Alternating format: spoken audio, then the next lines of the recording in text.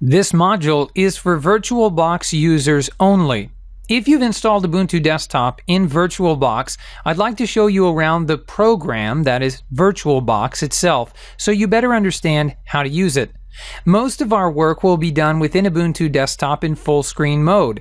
We can access full screen mode by clicking our VirtualBox host key, which by default is right control.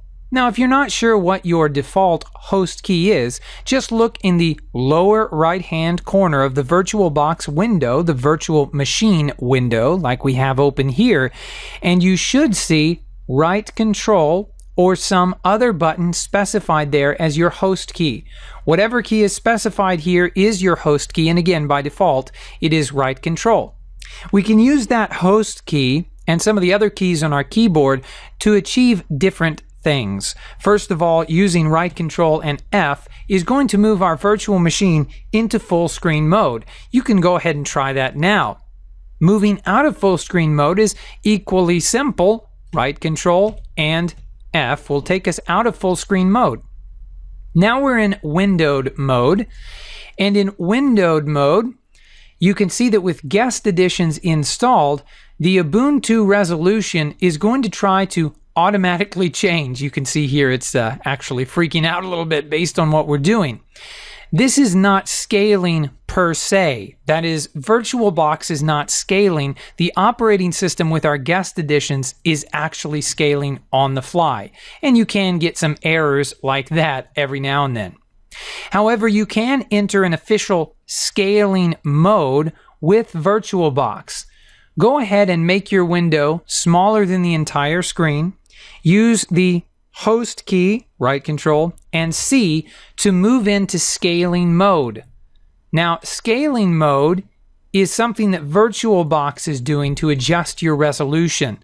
So this is not using guest editions. You should be able to use scaling mode even without guest editions installed. You can see, however, that it is linked to a particular aspect ratio in scaling mode, and you can't change that unless, of course, you try and trick it by changing your settings within the guest operating system.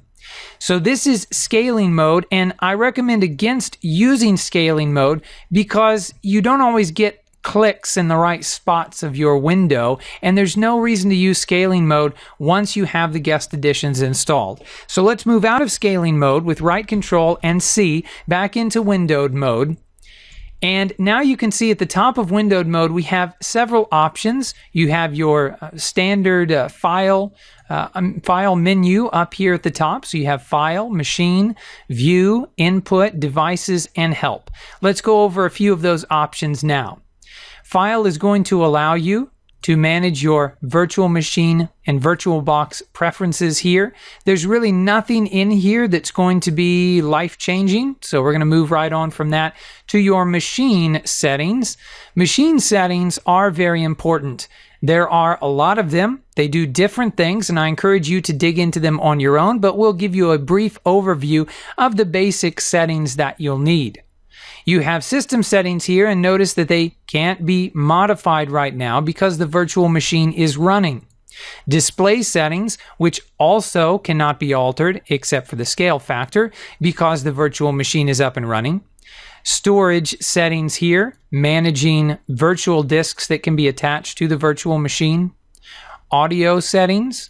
Network settings. We've already been here to adjust our network settings and put this to a bridged adapter so we could get a firm internet connection. Serial ports, USB, this is going to deal with the USB devices that are connected to the virtual machine itself. Shared folders, something we haven't talked about yet, that is going to enable us to transfer files from our virtual machine to our host operating system and vice versa, from our host operating system to our guest operating system. In this case, our guest operating system is Ubuntu Desktop, and user interface options as well. Now remember that some of these options are grayed out, so we'll need to shut down our virtual machine. We can do that within the operating system, and that's usually preferable. However, if we click on the X up here in VirtualBox in windowed mode, we're going to receive several options. We can save the machine state, That's kind of like saving where you're at. So you're going to save and pause the virtual machine. Send the shutdown signal, which is going to attempt to shut the system down from within the guest operating system itself, or we can simply power off the machine. Now, powering off the machine is not what you want to do most of the time. Powering off the machine would be the same as pulling the plug on a physical computer. It's not a good, clean shutdown procedure. So you can choose either to save the machine state or send the shutdown signal. Let's go ahead and send the shutdown signal now and hit OK. You'll notice that the operating system has received that shutdown signal and it brings up our regular Ubuntu options. These are the same options that we would receive if we were to go up here to the power icon and select Shut Down. We want to shut down the system, and so we'll click on Shut Down now, and the virtual machine will close.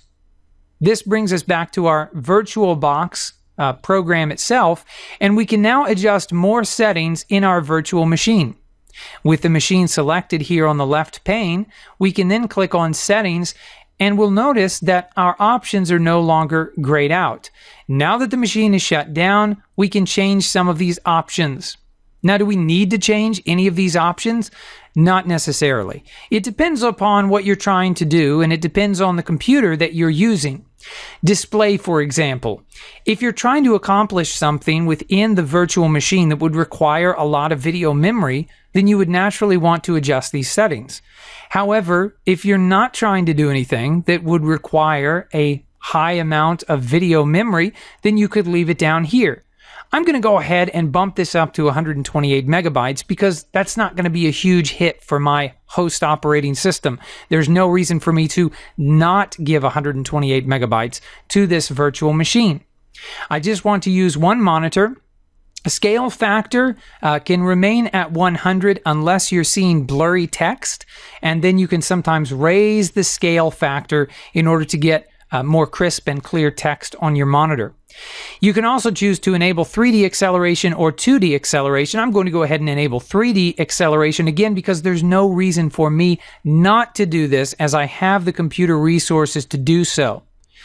Now, again, there are a lot of options here. Storage options where we can create other virtual disks and attach those to the virtual machine, but we don't need to do that for the purposes of this course. And I want to keep things as simple as possible. So if you have questions about any of these VirtualBox settings, please let me know, create a discussion thread here within the course, and I'd be happy to answer those questions.